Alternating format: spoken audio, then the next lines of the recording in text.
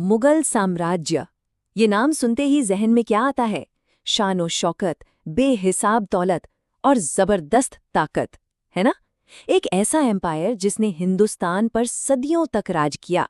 तो आज हम इसी शानदार सल्तनत की शुरुआत की कहानी में चलेंगे।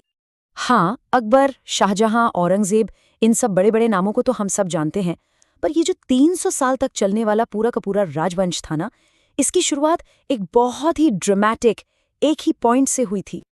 पर यह सब कुछ शुरू हुआ एक अकेले इंसान से, एक ऐसा टीनेज शहजादा जो अपना सब कुछ हार गया था।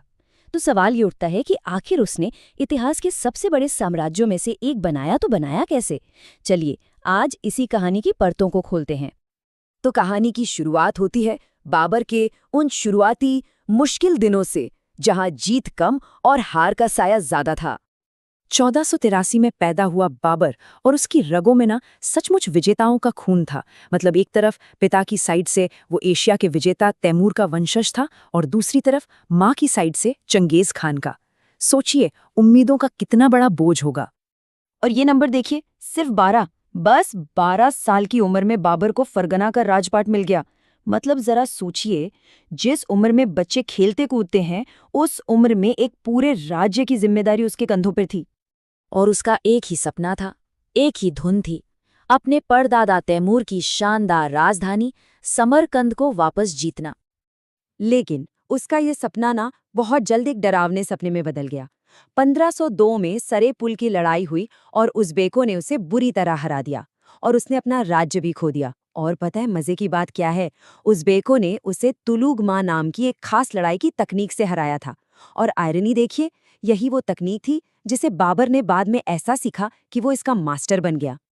तो अब जब अपनी ही जमीन से निकाल दिया गया, तो बाबर की कहानी में एक जबरदस्त मोड़ आया। वो एक नए ठिकाने, एक नई शुरुआत की तलाश में निकल पड़ा। जब सेंट्रल एशिया के सारे रास्ते बंद हो गए, तो बाबर ने दक्षिण की तरफ देखा और 1504 में उसने काबुल पर कब्जा कर लिया। ये उसके लिए एक गेम चेंजर था। काबुल ही वो जगह बनी जहां से उसने अपनी भविष्य की जीतों की नींव रखी।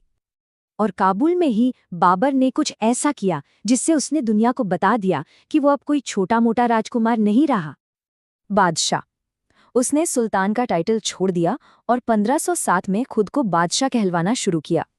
ये सिर्फ एक नाम बदलना नहीं था, ये एक तरह का ऐलान था कि देखो, मैं अब किसी इलाके का राजकुमार नहीं हूं, मैं एक नए राजवंश का, एक नए एम्पायर का फाउंडर हूं।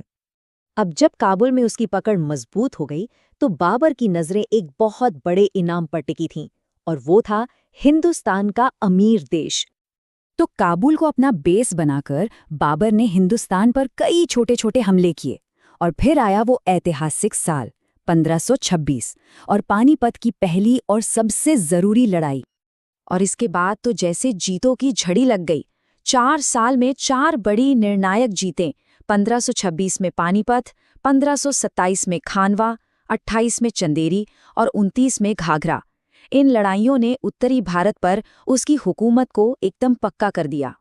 लेकिन इनमें से खानवा की लड़ाई सबसे ज्यादा मुश्किल थी। सामने थे राणा सांगा और उनकी विशाल राजपूत सेना। बाबर के सैनिकों का हौसला लगभग टूट चुका था। तब बाबर ने अपना दिमाग चलाया। उसने लड़ाई को एक जिहाद यानी एक पवित्र युद्ध का नाम दे दिया। बस ये सुनते ही उसके सैनिकों में जैसे नई जान आ गई। और इस जबरदस्त जीत के बाद उसने खुद को गाजी का टाइटल दिया। गाजी का मतलब है धर्म के लिए लड़ने वाला योद्धा। इससे वो सिर्फ एक राजा नहीं, बल्कि एक मजहबी नेता के तौर पर भी मजबूत हो गया। लेकिन बाबर सिर्फ लड़ाइयां जीतने वाला एक सिपाही नहीं था, वो एक साम्राज्य की नींव भी रख रहा था। उसने जो किया वो सिर्फ जंग के मैदान तक नहीं था। उसने अपनी बायोग्राफी लिखी, बाबरनामा, जो आज भी उस जमाने को समझने के लिए एक बेहतरीन किताब मानी जाती है। उसने शाहरुखी नाम के नए सिक्के चलाए, जमीन नापने के लिए गज-ए-बाबरी का सिस्टम शुरू किया। मतलब वो एक पूरा एडमिनिस्ट्रेशन सेट कर रहा था।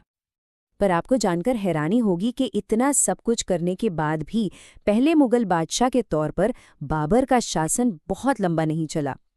पानीपत की जीत के सिर्फ 4 साल बाद ही 1530 में उसकी मौत हो गई। तो सोचिए, एक शहजादा जो अपनी जमीन से निकाला गया, एक छोटी सी सेना लेकर हिंदुस्तान आया, और जब वो मरा तो एक सम्राट था।